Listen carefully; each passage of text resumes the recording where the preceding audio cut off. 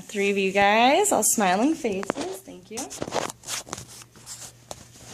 So for my informative speech, I'm actually going to be talking about the wildlife capturing problem that we're having in America. It is something where nearly every person looks at a small animal at one time in their life and they're like, oh my gosh, that's the cutest thing I've ever seen.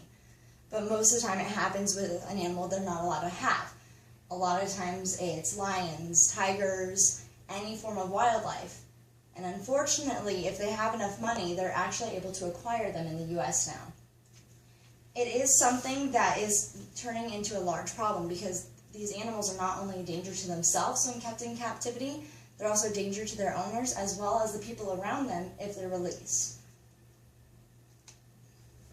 From recorded history, as back as Egyptians to nowadays, having a wild animal as a pet was not only a symbol of wealth, but also a symbol of status. If you have these exotic animals, you are able to buy them. That means you are high up on the wealthy food chain. But the issue is, even though they're wild animals in captivity, they will never lose that wild instinct. So at some point or another, you are going to have an animal issue in terms of if they're attacking you, maybe a neighborhood dog, something along those lines. Problem is, within the U.S., all of these captured animals, there have actually been over 75 deaths in the last 21 years from animals that are being kept as pets. 21 of those are from big cats, so either tigers, lions, jaguars. There were 4 from bears, and 16 were actually others, so anything along the lines of wolf hybrids, emus even. There were actually wolves, elk, and buffalo. And it is something that caused the Humane Society to release this pamphlet. Let me hand that over to you. Was an issue in Zanesville, Ohio, where a man, Mr. Thompson, actually had over 50 animals that he was keeping as pets. Problem was, he decided to let them all go into his neighborhood. Then he committed suicide. But the thing was, it was actually 48 animals. So bears, there were lions, wolves, they all had to be euthanized because he let them go.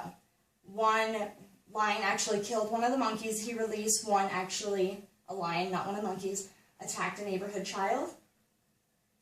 So it is something, it is a true problem.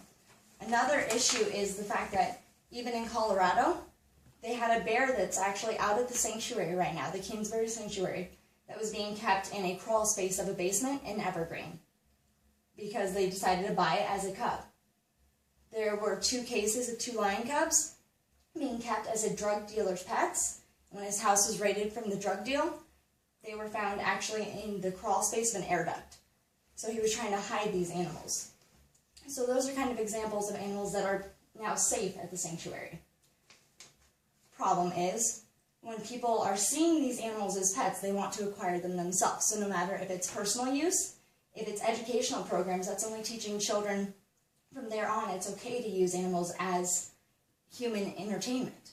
Or if it's a breeding facility, it is something where that is actually promoting capturing of the wild animals and they're never re-released into their habitat. So that only causes hunting, it causes capturing, and it's actually diminishing the natural numbers of the population.